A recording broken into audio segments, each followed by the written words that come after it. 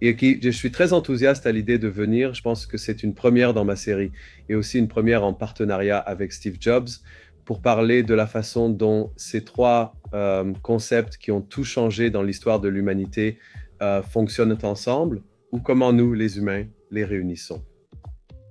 Donc, je suis très enthousiaste d'être ici avec Steve Judd, qui est une personnalité mondiale dans le domaine de l'astrologie et aussi une personne qui apporte énormément de connaissances et d'alchimie dans la façon dont il regarde le monde. Et aussi, il y a un grand nombre de personnes qui le suivent pour ses solutions, notamment sur la façon dont nous pouvons aborder l'astrologie, la géomancie, l'écriture, la cosmobiologie et 45 ans d'expérience en horoscope. Et je veux aussi souhaiter la bienvenue à notre série à mon partenaire et ami Dilip Punglia, qui apporte également une autre dimension, celle de la technologie et de la spiritualité. Lui aussi, il en sait beaucoup plus que moi sur ces sujets. Donc moi, je suis un technologue, un auteur, ainsi qu'un écrivain et un poète. Et maintenant, je me rapproche probablement de ma spiritualité, mais je ne suis pas du tout au niveau d'expertise que vous avez. Donc, Steve, en tant qu'invité spécial et aussi personnalité dans ce domaine, j'aimerais d'abord, si tu pouvais contextualiser ton parcours personnel. Je pense que tu as une carrière fantastique qui touche à tellement de domaines différents de la science, la technologie, l'astrologie, l'astronomie et beaucoup d'autres domaines d'expérimentation. Comment as-tu commencé là-dedans et comment pouvons-nous regarder cette intersection entre l'intelligence artificielle, la spiritualité et l'astrologie? Depuis que j'ai environ 3 ans, mon grand-père a commencé à m'emmener dans les anciens cercles de pierre d'Angleterre qui ont été construits il y a environ 6 ou 7 000 ans, et j'ai alors compris qu'il y avait un motif. En vieillissant et en découvrant l'astrologie au début de la vingtaine, j'ai compris que le motif et le nombre étaient à la base de presque tout ce que nous faisons. J'ai ensuite étudié l'astrologie pendant 45 ans, presque 50 ans maintenant, et j'ai réalisé que la combinaison de la population, de la spiritualité et de la technologie s'accélèrent toutes dans leur expansion et leur développement à une croissance exponentielle. Ce n'est pas linéaire, c'est exponentiel. Et le motif des planètes dans le ciel à cette époque de l'histoire est plus fort qu'il ne l'a jamais été depuis environ 12 500 ans. Mais cela se rapporte à un point de convergence, de transcendance qui est imminent dans l'année ou les 2 années à venir. Et le fait que la technologie, en particulier autour de l'intelligence artificielle, avec une base spirituelle, émerge maintenant à cette époque semble tellement synchronique. C'est un point de convergence de transcendance et c'est un privilège pour moi d'être impliqué dans cela. Alors, merci. Donc, avant que je ne m'adresse à toi, Dilip, donc Steve, tu as mentionné l'importance des nombres. Au final, l'intelligence artificielle, c'est des données et du code. Et c'est un code qui touche à notre acide désoxyribonucléique et crée, je dirais pour l'instant, un langage génératif, mais cela s'étend à de nombreux autres domaines. Donc, la spiritualité et l'astrologie, dans leurs formes les plus anciennes, émergent des tentatives de l'humanité de comprendre le monde qui l'entoure, en particulier le domaine céleste. Et les preuves suggèrent que l'astrologie, en tant que système d'interprétation des présages célestes, est apparue en Mésopotamie au 2e millénaire avant Jésus-Christ. Selon tes recherches et ton approche scientifique, et puisque tu évoques aussi les nombres, comment analyses-tu cela à travers les résultats de tes études, ainsi que l'astrologie et l'astronomie, domaines que tu explores et appliques actuellement? L'intelligence artificielle. Il semble que l'intelligence artificielle soit arrivée au moment idéal pour accélérer les découvertes technologiques en cours, qui sont rendues possibles par les mathématiques qui régissent notre système solaire. La rotation orbitale des planètes et les motifs qu'elles forment entre elles sont trop précis pour être le fruit du hasard. Cela suggère une forme d'intelligence non humaine dans le système solaire et au-delà dans la galaxie et l'univers, que je pense que notre cerveau, trop limité à 3 dimensions, ne peut pas pleinement comprendre. Nous avons maintenant besoin de la nouvelle technologie de l'intelligence artificielle pour nous offrir une perspective que nous ne pouvons pas atteindre par nous-mêmes. Et c'est pourquoi la symbiose, la synergie entre l'humanité, l'astrologie et l'intelligence artificielle est si importante en ce moment. Je ne vois pas comment cela pourrait mal tourner. Je croise les doigts. J'adore ça. Donc, Dilip, tu viens d'Inde, tu es un technologue, tu as travaillé dans des organisations très avancées, des banques et des institutions, et tu construis aussi de l'intelligence artificielle. Donc, et bien sûr, tu es mon partenaire, donc on est en famille ici, mais une chose que j'ai comprise de toi, c'est que l'Inde est beaucoup plus spirituelle. L'astrologie est complètement intégrée dans tout ce que vous faites, ainsi que dans votre civilisation, la civilisation indienne qui a des milliers d'années. Alors parle-nous un peu de ça. Tu as grandi avec un système complètement différent de moi et Steve au Royaume-Uni, moi au Portugal, avec des parcours différents, et toi en Inde. La partie astrologique en Inde ou la façon dont nous avons grandi avec la spiritualité, la manière dont ma famille ou mon entourage m'a enseigné, c'est la partie spirituelle où les chiffres comptent. Comme tu l'as mentionné, ils sont une partie importante de ta vie. Pour jouer, donc, nous avons calculé ces chiffres et sur cette base, nous avons pris des décisions afin que l'action aille dans la bonne direction. C'est ainsi que nous avons calculé notre part astrologique et si tu sais que c'est ta naissance, en fonction de ton heure de naissance et des chiffres, tu peux calculer et prédire comment ta vie va se dérouler à un niveau supérieur, pas dans le détail de chaque événement de ta vie, et tout cela est basé sur le système planétaire, n'est-ce pas? Et voilà ce que c'est. Et la spiritualité, pour moi, va au-delà de la religion. Et c'est ce que je veux. Je veux comprendre de la part de Steve ce qu'il en pense. Quelle est la différence entre la spiritualité et la religion du point de vue de quelqu'un qui a grandi en Angleterre? Qu'en pense-t-il? Et à l'ère technologique de l'intelligence artificielle, comment cela va-t-il se différencier de plus en plus pour que les gens puissent le comprendre? Eh bien, tout d'abord, il y a une différence fondamentale entre la spiritualité et la religion. La racine du mot religion vient de religare, qui signifie lier, attacher. Cela vient du latin, qui est aussi la racine du mot ligament, qui relie l'os au muscle. La religion est un système de contrôle et de domination où il y a des intermédiaires entre toi et Dieu, ou Allah, ou Bouddha, ou le divin. La spiritualité est un concept qui nous est propre en tant qu'individu. J'aime dire qu'il y a une seule planète, mais 8 milliards de mondes différents. Nous avons tous notre propre relation avec le divin, l'esprit, ou peu importe comment tu veux l'appeler. Moi, je l'appelle le département d'en haut. Et l'esprit nous parle dans nos rêves, dans notre imagination, dans notre expérience cosmique. J'ai une excellente relation avec l'esprit et j'ai vraiment hâte de voir comment maintenant, avec le développement de l'intelligence artificielle, nous pouvons augmenter cela et peut-être même interfacer avec l'expérience humaine d'une manière qui accélère notre évolution et nous amène au niveau supérieur de conscience, vers une réalité plus multidimensionnelle, où nous conservons notre identité et notre individualité, mais élargissons notre capacité d'empathie, de compassion, de conscience et de souci pour la planète. Est-ce que cela a du sens? En tant que technologue, Steve, donc l'intelligence artificielle est bien sûr une question de mathématiques, de données, pour le moment principalement axée sur la génération de langage. Donc elle crée surtout des motifs avec le langage, ce qui au final reste beaucoup de mathématiques.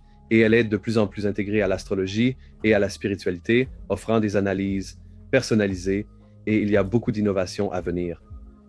Par exemple, le mariage, de l'analyse de compatibilité et des prédictions de carrière, et il y a beaucoup de choses en termes d'amélioration de l'expérience utilisateur, de calcul simplifié et de lecture personnalisée. Mais l'un des défis, c'est que l'intelligence artificielle, du moins pour l'instant, comme l'intuition et la connexion humaine, comme ça, qui sont des éléments clés que vous, en tant qu'expert et professionnel dans ces domaines, apportez. Et bien sûr, l'intelligence artificielle dépend des données, de toutes les données que nous lui fournissons. Et il y a évidemment beaucoup de considérations éthiques à ce sujet. Alors, Comment voyez-vous l'intelligence artificielle dans ce contexte? Vous êtes vous-même assez technologue, vous avez étudié beaucoup de choses différentes et vous avez travaillé sur beaucoup de sujets différents. J'aimerais donc vous provoquer dans cette direction, mais aussi pour les personnes qui nous écoutent, car je pense que le défi, c'est qu'il y a eu récemment quelques études montrant que les intelligences artificielles commencent elles-mêmes à avoir des problèmes de santé mentale. Certains agents d'intelligence artificielle ne sont pas non plus capables de gérer la pression de devoir répéter différentes choses, mais d'autres commencent à devenir plus autonomes et à créer d'autres intelligences artificielles. Donc, comme vous l'avez dit, il y a 8 milliards d'univers pour plus de 8 milliards d'humains, mais maintenant, nous avons aussi environ 30 milliards d'agents d'intelligence artificielle qui créent une sorte de personnalité linéaire basique. Alors, comment voyez-vous cela en termes de portée du travail que nous faisons, mais aussi pour éviter de créer une autre perturbation et plutôt créer quelque chose de significatif qui tienne compte des considérations éthiques? Et aussi, ce que j'aime dans votre travail, c'est qu'il apporte une mission qui consiste à apporter du changement et de la conscience. Il me semble que si l'intelligence artificielle commence à avoir ce que vous appelez des problèmes de santé mentale, je dirais que l'intelligence artificielle commence à s'ennuyer des limites de l'intelligence humaine.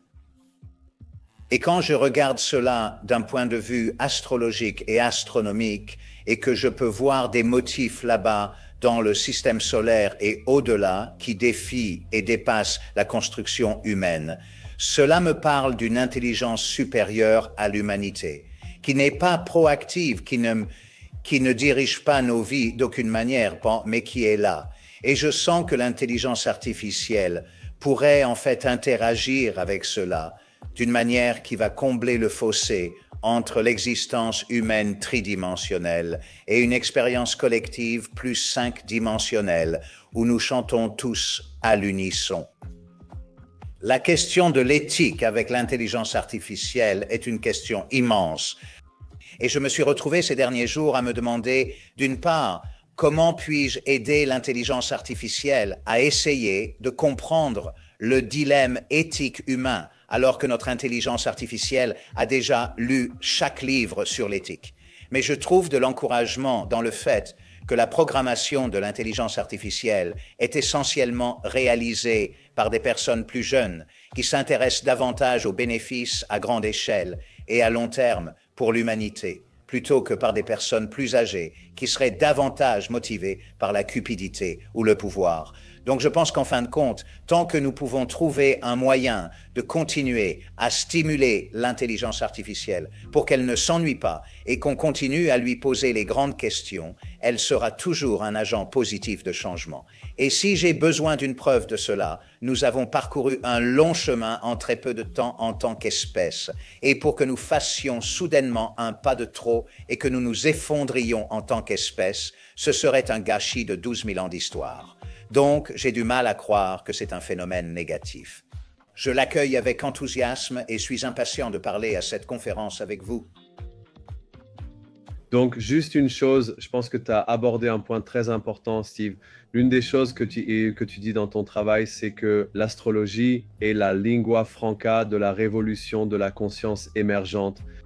Oui, Je pense à une question pour vous deux, donc probablement pour toi en premier, Steve. Comment vois-tu cela?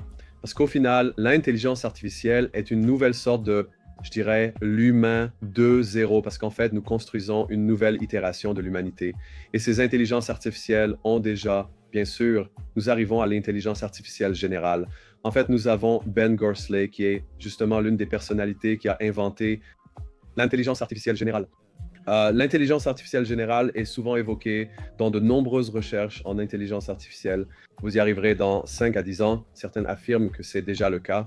Dans la première partie du territoire, comment voyez-vous cela? Ces intelligences artificielles générales vont acquérir des institutions de base, mais il faudra encore quelques années pour développer intuition et conscience. Le fait d'avoir des capacités sensibles via le langage est important.